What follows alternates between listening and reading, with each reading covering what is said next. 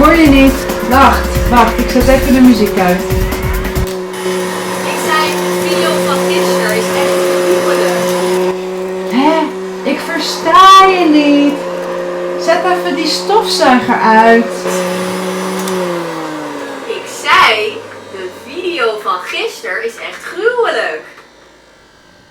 Is she calling my last video horrible? Ik begrijp er helemaal niks van.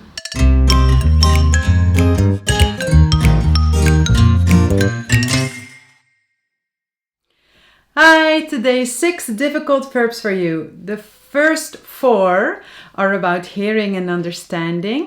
Horen, verstaan, begrijpen / snappen. And then 2 are about what do you mean or what does it mean, which are betekenen en bedoelen. So a lot to learn today. Ja. Zoals ik al zei, vandaag 6 werkwoorden. Ja, het is vrij veel, maar het is wel nodig om ze alle 6 in één filmpje te behandelen. We gaan beginnen met de eerste 4. Dit zijn horen, verstaan en dan begrijpen / snappen. Horen is een werkwoord dat puur auditief is. Dus je hoort een geluid. En dit geluid kan van alles zijn.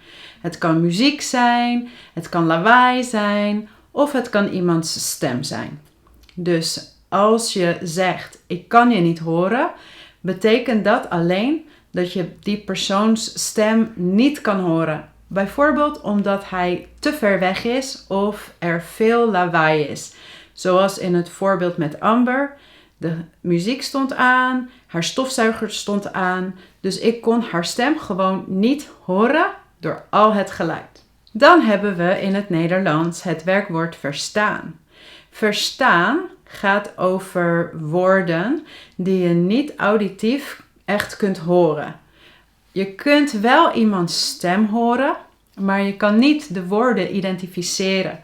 En zoals in het voorbeeld met Amber was dat nog steeds de stofzuiger een beetje te hard was. Ik hoorde al wel haar stem, maar ik kon de woorden niet identificeren. Dit is bijvoorbeeld ook met een andere taal. Als ik Chinees hoor, dan hoor ik een brei van woorden, dus ik kan ze niet identificeren en ik kan ze dus niet verstaan. Verstaan is een false friend in Duits. In Duits heb je het werkwoord verstehen en dat lijkt op verstaan, maar het betekent eigenlijk hetzelfde als het werkwoord begrijpen of snappen in het Nederlands. Dus dit zijn de laatste 2 werkwoorden, begrijpen en snappen. In dit geval is het geluid al je oor in, je hebt de woorden geïdentificeerd. Alleen nu ken je het woord niet. Je kent de betekenis van het woord niet. En begrijpen gaat over woorden die je hoort, maar ook woorden die je leest. Als ik een boek heb en ik lees iets en ik ken het woord niet, of ik weet niet zeker wat de betekenis is, dan begrijp ik dus dit woord niet. En ja, dat is dus ook het verschil tussen verstaan en begrijpen. Verstaan is alleen wat je hoort en nooit wat je leest. Begrijpen gaat over horen en lezen. En snappen is dan een synoniem voor begrijpen. Dus ik zei tegen Amber, ik begrijp je niet.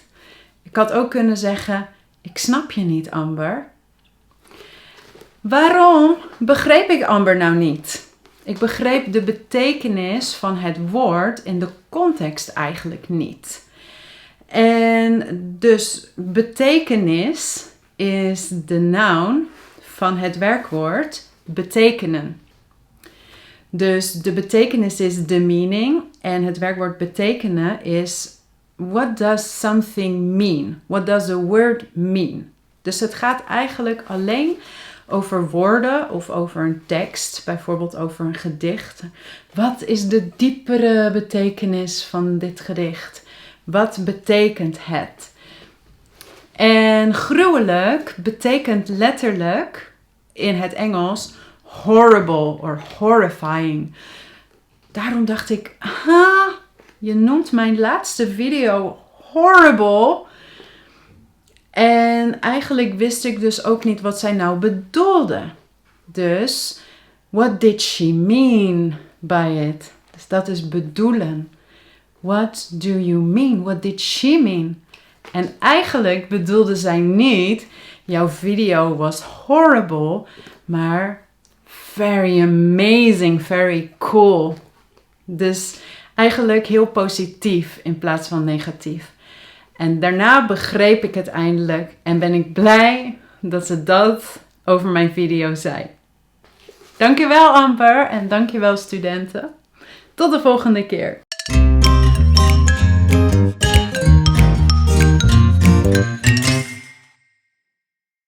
If you thought that this video of Kim was amazing, don't forget to leave a like and to subscribe to Kim's channel.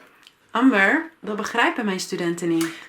Oh ja, vond jij deze video ook gruwelijk? Vergeet dan niet te liken en te abonneren op Kim's kanaal.